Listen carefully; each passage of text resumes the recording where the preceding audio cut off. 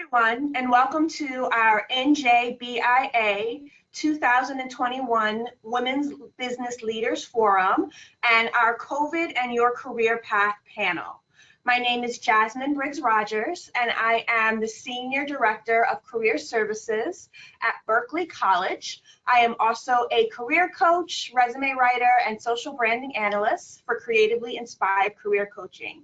I'm super excited to be with you today to discuss this panel on returning to work after taking a break for family and remote learning, and any other major setbacks due to the COVID-19 pandemic. I'm super excited to introduce our panel today. So let's get started and meet who's in the room. First, we have Bonnie Negron from Bonnie Career Services. Bonnie, please introduce yourself. Hello, everyone. As Jasmine mentioned, I'm Bonnie Negron and the owner of Bonnie Career Services. I help support high-achieving executives and career moms in living joyfully at work and home. And I do this by offering resume writing, LinkedIn profile development, and career coaching strategies so clients can take their careers to the next level and get paid what they're worth. Wonderful. And next we have Alice Robinson from RWJ Barnabas Health Behavioral Health Center. Hi, how are you? Alice Robinson, again, Vice President and Chief Human Resource Officer for RWJ Barnabas Health Behavioral Health Center. We are a 100-bed inpatient psychiatric facility and a freestanding acute care psychiatric hospital. I have been with this organization for over 30 years and spent the last 20 years in human resources, and just very excited to be here today. Thank you. Awesome. And next, Claude Richardson from Delta Dental of New Jersey, New York? New Jersey and Connecticut. New Jersey and Connecticut. Hi, everybody. As Jasmine said, my name is Claude Richardson. I'm the Senior Vice President of Human Resources here at Delta Dental of New Jersey and Connecticut. I've been with the organization for about a year and a half, but I've got more than 30 years of experience in human resources after I left the military. Wonderful. Well, I know we are going to get a lot of great information from our panel, so let's get started. So, to the room, especially our folks in HR, what did your company do to make their employees feel safe regarding returning to the office or even working through the COVID-19 pandemic? So I think for us, the biggest piece was truly transparent communication.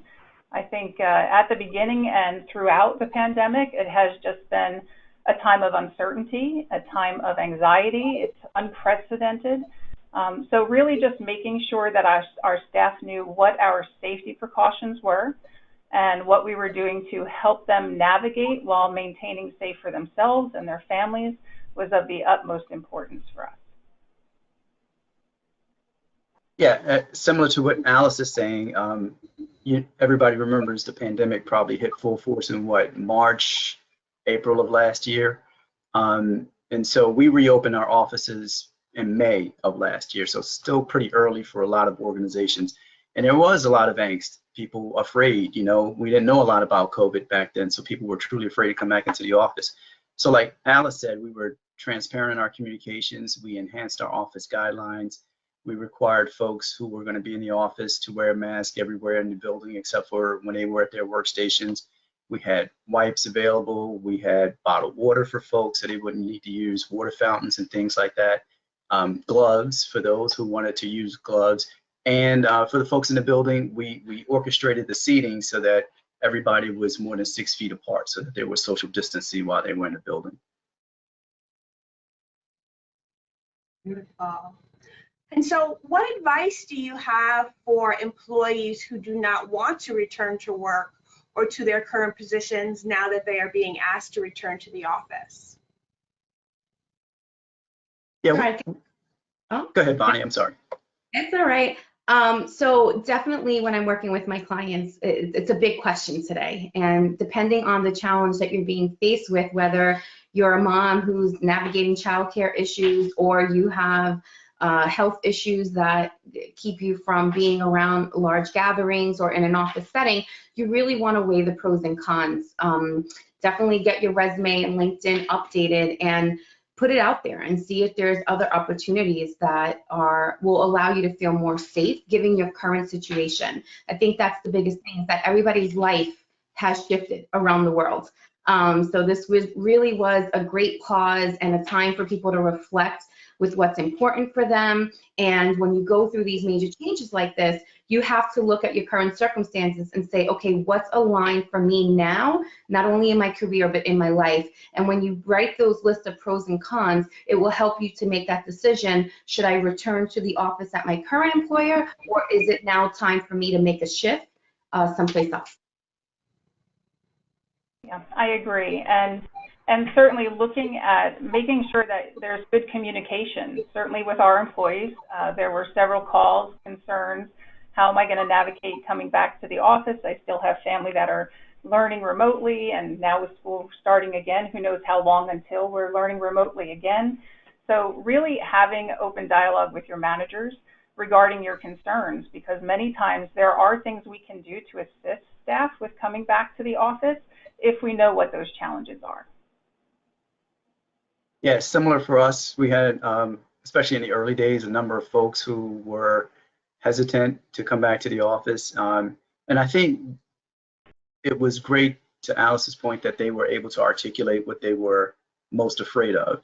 And when they saw that we addressed those things, for example, the safety protocols we put in place, and shortly afterwards, we also did a renovation, since we took advantage of not having a lot of people in the office building. And we did some renovations that certainly addressed infrastructure, like we needed to upgrade our physical and our electrical and our network wiring. But we also put in new workstations for everybody that are, 6 feet apart. They've got the nice plexiglass at the top to give additional protection and things like that. We upgraded our HVAC system. We have hospital grade filters in our HVAC system now. So understanding what they were afraid of then allowed us to say, well, here's all the steps that we took. And then the next biggest, I would say, topic that I heard was flexibility. Folks needing to take care of, back in those days, especially children who weren't in school and things like that. And so what we were able to do is everybody at this point in Delta Dental has the capacity to work from home. And when I got there, that was not the case. We had a call center where, the phone was tied to the desk like a typical call center would be set up. But we were able to get laptops for the entire call center, so allowing folks to work from home. And now that we're talking about coming back, what we've talked about is that, we're not quite ready to be 100% hybrid organization. I think we've been clear and transparent about that. But we've also been clear and transparent about, we do see, from a business continuity standpoint, the value of having a workforce that can pick up and work remotely at any given time because of a snowstorm, who knows, right? So our plan to come back is a hybrid schedule. So people then understand, oh, okay, so there'll be some days I can work from home, some days I can work in the office. That's probably a lot more flexibility than they've had in most of their careers, and seen a significant decrease in the amount of angst of people wanting to come back to the office.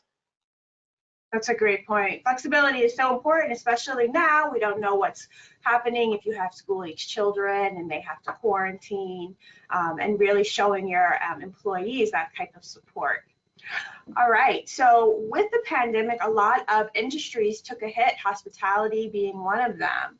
So what steps do you advise people to take who have to switch industries due to the COVID-19 pandemic? So in healthcare, oh, sorry, go ahead, Claude. No, go ahead, Alice, I'm sorry. Thank you. So in healthcare, we didn't see as much of that hit, right? So the hit we're seeing, we'll get to, I'm sure, is more about applicants and staffing.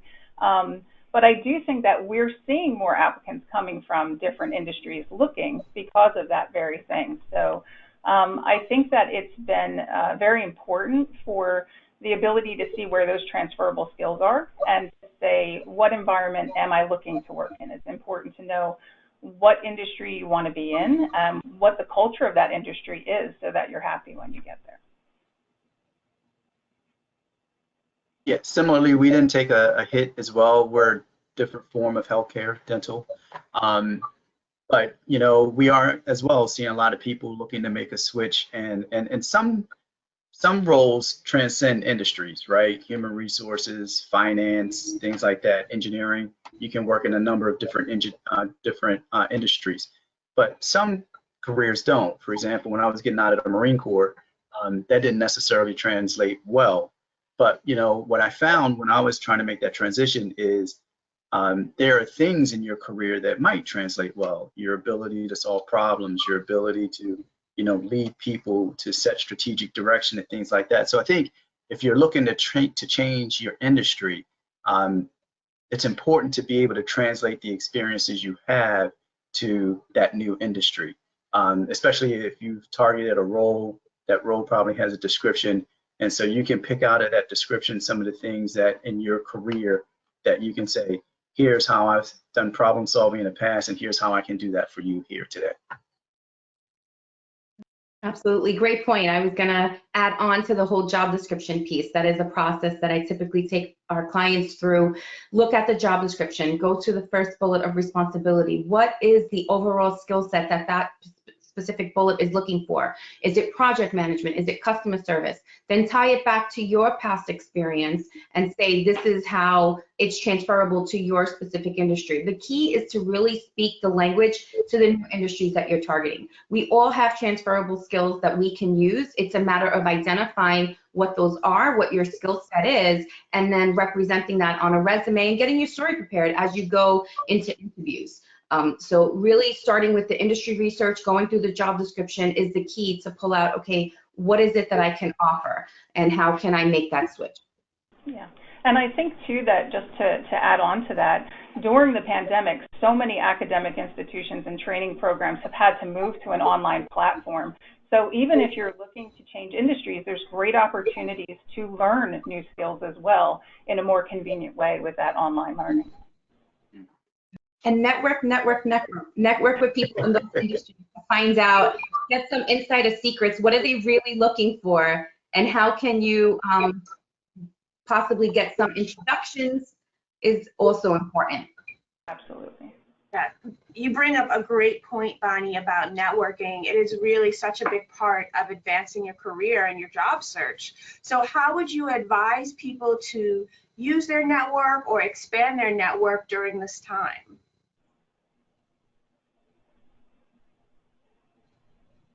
I can start if you want.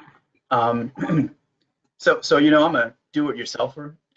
It's a great skill. I pride myself on being a handyman, right? So when I'm working on projects around the house, being a do-it-yourselfer is a great skill to have. It's not such a great thing when you're looking for a job. Business is a team sport, and it took me a while to realize, that if you're looking for a new role, using your network can make that process a lot easier. And sometimes there's a little bit of pride too, right? You're looking for a job, don't want everybody in the world to know you're necessarily looking for a role. But I would say using your network, you should tell everybody you're looking for a job. And you should tell them what kind of job you're looking for, because they then can keep an eye out. So now you've multiplied your ability to look for suitable roles. They'll keep an eye out and they'll send you any suitable roles that they will find. And then you can decide, which of those resonate most with you and that you want to apply to, et cetera, et cetera. But I think if you try to do it on your own, which is my natural tendency, I think it'll take you longer and you might miss out on some great opportunities. Yeah, and I can confirm that's great advice. Being in HR here, I have seen so many emails come through from my colleagues and leaders throughout our organization saying, hey, I know this really great candidate. They don't have the exact background, but they've got what you're looking for. So networking is so important to get in front of those decision makers and to get your foot in the door with those hiring managers. Yeah, and Sorry. it's okay. I was just going to say, you want to utilize LinkedIn as an opportunity to do that. Another great tool, if you're not sure where to start because you want to tap into an industry that is new for you, Eventbrite is a great tool. You can just go in there, click search, and let's say you are you're a marketing professional. You could do marketing networking events or marketing happy hours. You can find in-person events, you can find virtual events, which will give you an opportunity to tap into different groups. So even if you don't know, there's always a way you can get started. Oh, such wonderful points. I was just going to add that reaching out to your network, telling them what you're looking for is great, but also tell them what makes you qualified. Because a lot of times our friends and family, they know more the personal side of us and they're not necessarily aware of our professional background. All wonderful. So what major changes have you noticed in hiring since the start of the pandemic? Oh, it's longer, much longer now, the process. We have clients going through 8 or 9 rounds of interviews, understandably so. It's just, you know, now with these remote opportunities, there's a larger candidate pool, right? You can tap into more qualified job seekers, not just in your local area, but beyond that. So it's become tough as an HR leader to have really great people and having a hard time making a decision. So that is the biggest thing that I've noticed. And because of the flexibility and the ease of the virtual environment, it's easy to set up a Zoom call, you know, every other week with a new person in that division. And I'm noticing that many clients are going through so many rounds of interviews to hear if they're going to get an offer or not. Yeah. And on the healthcare side, we're seeing a little bit different. We're actually seeing a decrease in our applicant pool. So it has been very challenging for us in healthcare to find those qualified applicants who are applying and having to get really strategic about how are we going to secure the staffing for the future. So with concerns of, is there going to be a nursing shortage? COVID scared a lot of people away from healthcare. So certainly for some of those non-direct patient care positions, absolutely, Bonnie, I agree. We're seeing some great candidates coming through. But for more of those technical, skilled, and licensed positions, I think we're going to need to be very creative in how we attract those candidates and keep them and retain them. Yeah, Alice, we're having the same issue, and I'm sure you're not surprised because we're in healthcare as well. From our viewpoint, the market is hot. There seems to be a lot of jobs out there, but there also seems to be a lot of candidates starting to compete for those roles. And so I guess I would say if you're job market, you know, if you're job seeking in this market, being able to stand out is so important because you only have a small window of time to do so, right? And it starts from the very beginning with your resume, how you lay that out. I know what's helpful for us is right at the top. If you talk about what kind of role you're looking for, we're looking for an accountant, and you say, I'm looking for an accounting role. That kind of gets you past the first hurdle. And then, you know, a cover letter, believe it or not, it's old school, but you know, if you've got 2 candidates that are pretty close and you're trying to figure out which ones you want to bring in, a cover letter may make the difference, may put you over the top. So, you know, taking the time to prepare to at least get in the door, I think is important. And then once you get in the door, I think practicing for an interview sounds a little crazy, a little weird, right? Picture yourself in a bathroom looking in the mirror trying to answer some questions. But, you know, when you got 30 minutes to distinguish yourself from the other 6, 7 candidates, that practice may make all the difference in the world. Just, you know, being able to highlight, here were my past 6 experiences, right? And here were my major accomplishments, and here were the outcomes of those accomplishments. Just being able to articulate that can certainly set you apart.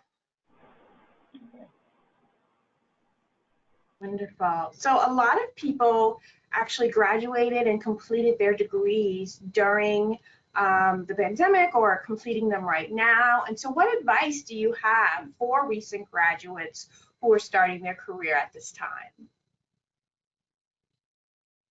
I would say definitely be open and creative to positions that you may not have considered. So many organizations are going through major changes in the type of roles that they're offering, a lot of organizational structures that are restructures that are happening. And I do see that recent college graduates are kind of wondering, especially if they were like in a culinary field. Now the restaurant industry was hit hard. Where are those jobs? That's what their degree is in. What is it that they do, right? And other fields that were hit hard, like the hospitality, travel, tourism. So they have to be open to other industries and think, where can they find opportunities to get their career started? Yeah, and I would also offer, learn your craft, right? Whatever job you landed in, make sure you learn that job well, not just the motions, right? So for example, my son graduated from Rutgers, and his first role was a recruiter. And so what I said to them is, okay, you're going on to college to go campus recruiting. Your first time, they'll probably just be thrilled you got there and back and nobody got hurt, right? Right? And, oh, you brought some resumes too? Fantastic. But I don't know when it is, is it your fourth time on campus, your 10th, your 12th, your third year, your second year? At some point, they're going to expect some sort of point of view, some expertise from you, right? And how do you get that expertise? You get the expertise not by just going through the motions, going on campus, collecting resumes, but understanding the whys behind things, right? And the whys take time. I wouldn't say your first day in the job, ask why for everything, right? The first few days, first month, first year, you just want to know how things work. But maybe year two, you want to start to look under the hood and understand how things tick, why they tick, what makes them tick, so that you become proficient in that skill set, and then you pick up your next skill set, same thing, you understand and become proficient, etc. Once you learn your craft, then you've got a skill set that you can market if you ever need to look for another job. Absolutely. There's always something new to learn. So even if the job is not aligned with what your degree is in or what you thought would be your first job graduating college, take it as a learning opportunity, because there definitely will be one or many things that you'll learn from that first position, and you can take it with you and grow from there. Yes, identifying and developing those value adds, I think that you're both speaking to, is so important. And I think specifically speaking to coming from a large healthcare system, to Bonnie's point, you can take that first step in a position that may not be ideal, because there's opportunity for growth and movement within those organizations. So look at career lattice long term, not just the short term. I think is very important, because there's an ideal coming out of school that I'm going to get that great job. But remember, that great job may still be there. It may be 6 months from now, maybe a year from now, but everything you gain working towards that is going to be invaluable. Great advice. So I believe the statistic is that people have 4 to 5 different careers over their lifetime. So what advice do you have for career changers, and how would you advise them to market themselves at this time? I think similarly to what we've been talking about in the past, the past of this webinar, previously in this webinar, is that being able to translate to steal your phrase, Alice, value add that you've taken from previous organizations or previous roles, and being able to put that into, whether it's your resume or your cover letter, whatever the hiring authority is going to see, so that they can see that you have a requisite skill, a requisite ability that can bring value to their organization is important. You can do that not only through your resume cover letters, but also your LinkedIn profile. Now, forgive me, I give that advice, but my LinkedIn is probably not as updated as it should be. But if you're looking for a role, that should be a priority, is to update your LinkedIn and make sure that you're kind of highlighting from the various experiences you've had what you can bring to the table to help an organization be successful. Yeah, there has to be some research done initially. And so you can set the strategy and the focus of what your brand is going to be. What is your story? So how do you market yourselves? That's the question that can be answered once you've done the research and you can understand what is it that your goal or job target, what are they looking for?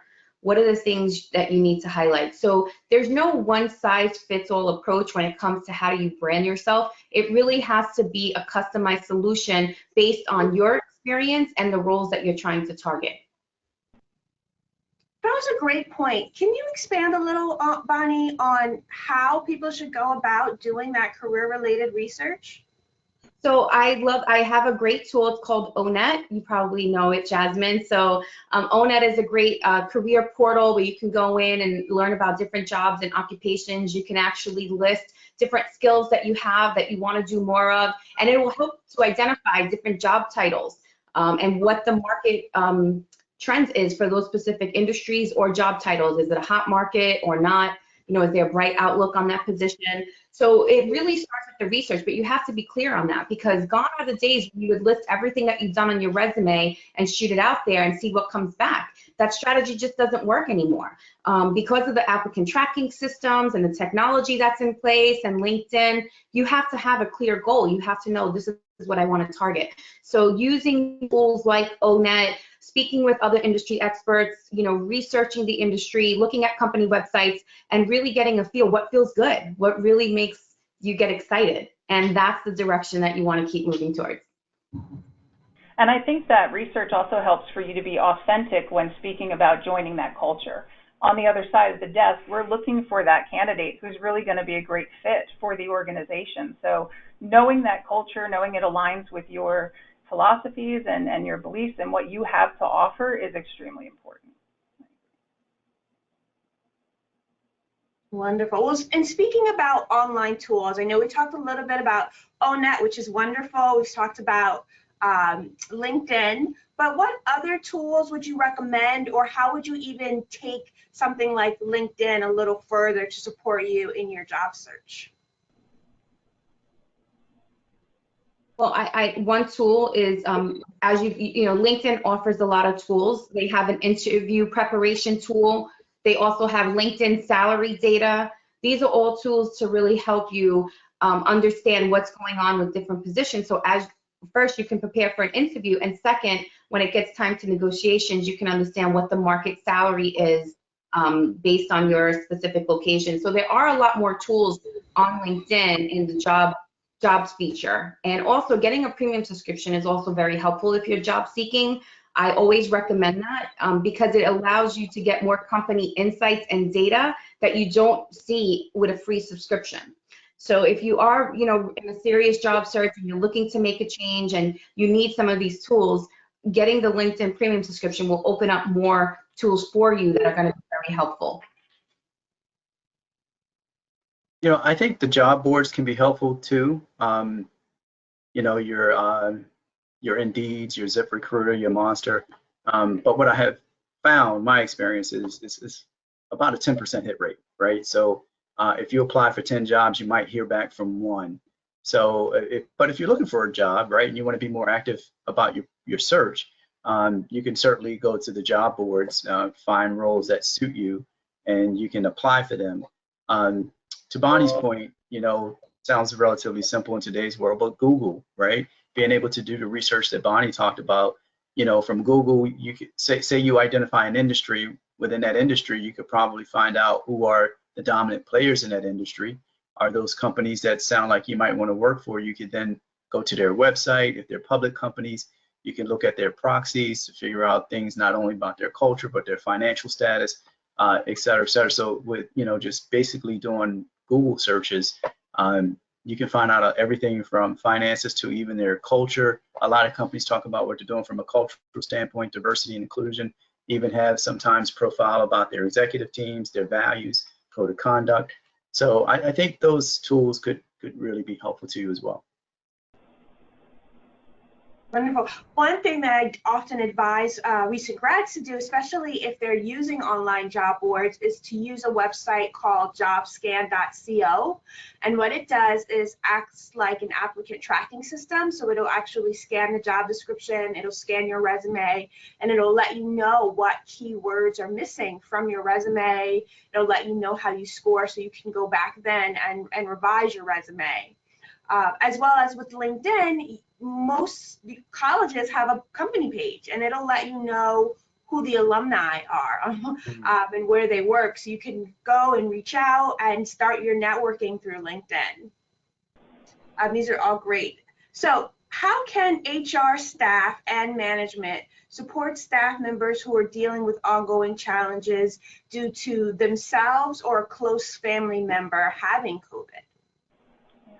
I think the biggest piece is really support and being checked in. I think managers really need to lean in and know what's happening in the lives of their employees right now to make sure we're supporting them as best we can. Utilizing your employee assistance programs is key, making sure that you're referring them to resources that are available to help support them during these difficult times. And then just making sure they also know about leave of absence opportunities. I mean, it's very, very scary when someone in the family or yourself becomes sick. The first thing you think about is, if I have to miss work, am I going to lose my job? So supporting them through leave of absence, supporting them through how can we help, what can we do to offset some of that burden. I think that's our ownership as leaders during these difficult times. Yeah, I would agree. The only thing I would add is, in addition to making sure they understand the benefits and the leave policies, is making sure they understand what flexibility they have to do their job. So can they fit whatever it is they need to accomplish in a flexible schedule? You know, some jobs you can log on earlier or later in the evening and still be able to get it done. Other jobs are more time sensitive, right? Depending on, you know, if you need to call a doctor's office, you need to be open when they are open, type of thing. But understanding what flexibility they have to do their job will also help them figure out what they need to do in terms of their decision making. And so some of us are caregivers, we're new moms, especially Bonnie, I know you specialize in this area. What advice do you have for mothers who are returning to work or even making a transition in their career right now? Well, first, they need to be easy on themselves. They're not alone.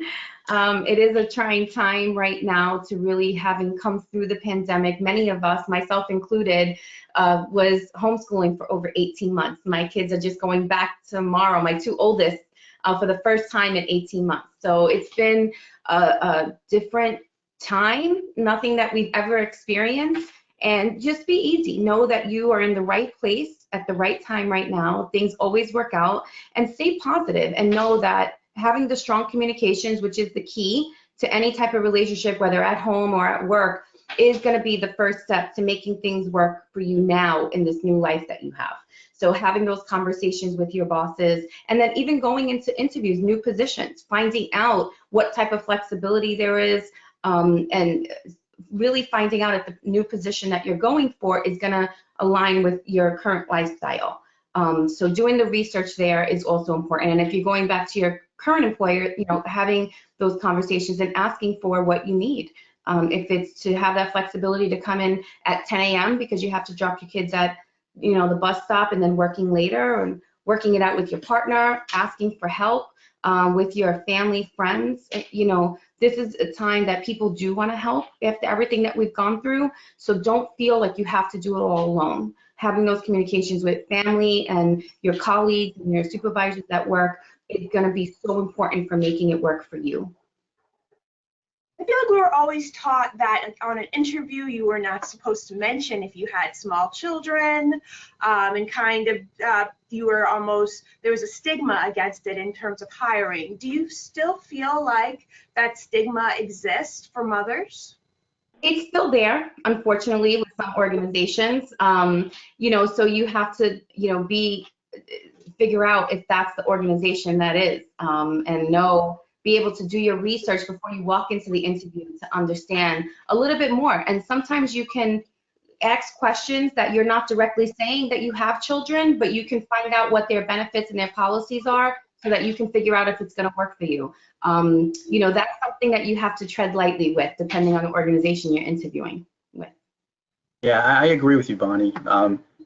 What I have heard from some new parents is that, you know, often they may, we can't ask, right, as the hiring authority, we can't ask about children, marital status, things like that. But if the person interviewing volunteers that, what I have heard from folks who we've hired that volunteered such information after we've hired them is their point was, you know, if you didn't hire me because of that, this is probably someplace I would not have done well at to begin with. So. Yeah, and we've been fortunate that staff have brought forward some of those concerns, and we've been able to work with them to partner them with another staff member to maybe share that schedule so they have more consistency to be able to plan and structure around what their needs are.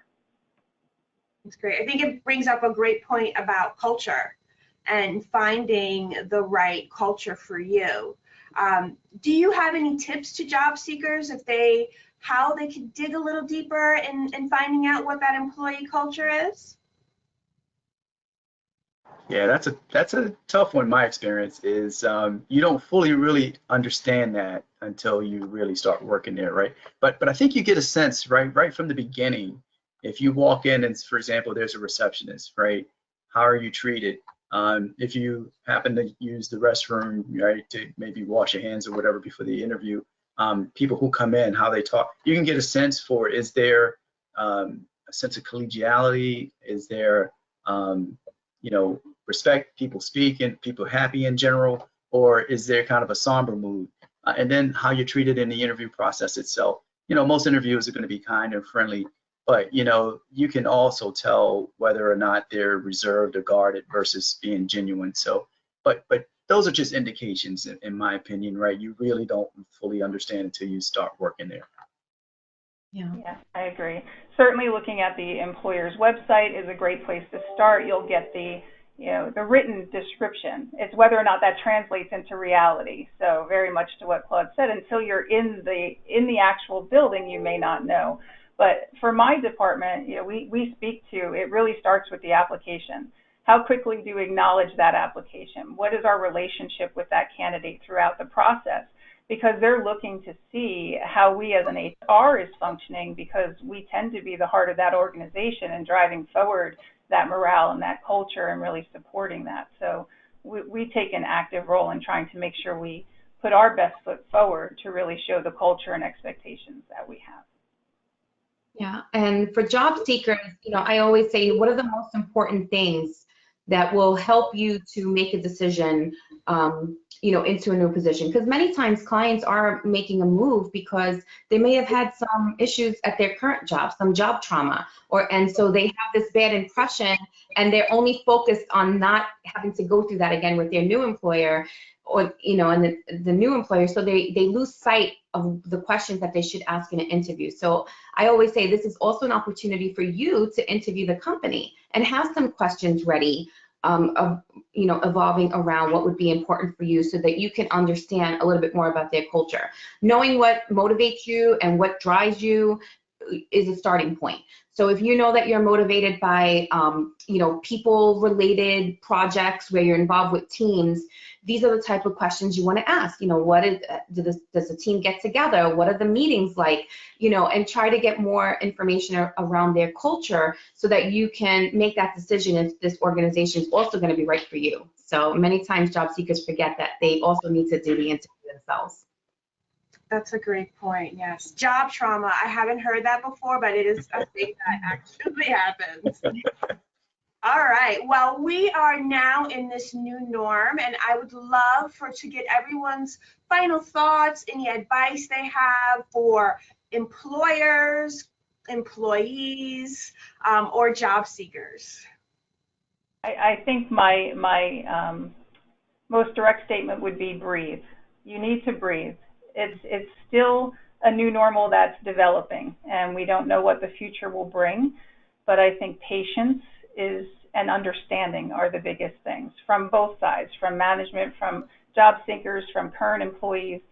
Be patient. It's new for all of us. So communicate well, share what your concerns are, share your best practices, and just help each other out, so that we can get through this and all be better for it at the end. Yeah, I would say my advice is the same for both in organizations as well as individuals, and that would be to be flexible and be transparent in your communications. You know, from the organization standpoint, what we're starting to see is organizations that are less flexible. You know, you have to be in the office like we did prior to the pandemic, 9 to 5, Monday through Friday. We're starting to see some of their workforce, you know, looking for new jobs. So I would think if the organization can be flexible and meet the employee somewhere in the middle, you may be able to retain a good part of your workforce. And then be transparent in your communications. I mean, if there is a business reason why you need to be in the office 9 to 5, Monday through Friday, what is that? People understand business reasons, right? So be able to articulate that to them so they can understand what the rationale is and decide if that's right for them.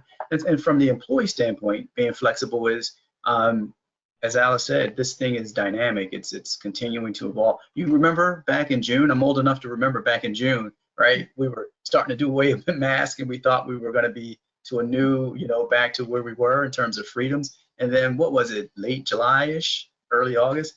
The Delta variant started to, you know, spike again. So this thing is very dynamic. I don't know if we've seen the end of all the changes yet. So if you're an employee, be flexible as organizations try to respond to the next crisis that develops. And then be transparent in your communications. What is it that you need so that you can be successful in your role? And then hopefully the organization can meet. They may not be able to meet everything, but maybe they can meet you in the middle, and you can roll with the rest. Yeah. So great points. And my advice is always to just continue on the path that feels good. Do what truly makes you happy. When you can find joy in the present moment, things just start to unfold for you and opportunities become available that you may not have even considered. And you don't cloud your judgment. And so if you're in a position where maybe you're frustrated because your resume, you're not getting responses, reach out to people that can help you. Pass it around to people in the industry and get advice. But taking little steps in what feels good is the key to really getting your career, you know, on a path that is going to work for you, because everybody is going through changes. So we always have to remember to be kind. And when you continue on a path that feels good, miracles continue to happen. Awesome. This has been so wonderful, such great advice. Thank you to the entire panel for your insight and wisdom. And thank you everyone for joining us for this panel on COVID and your career path.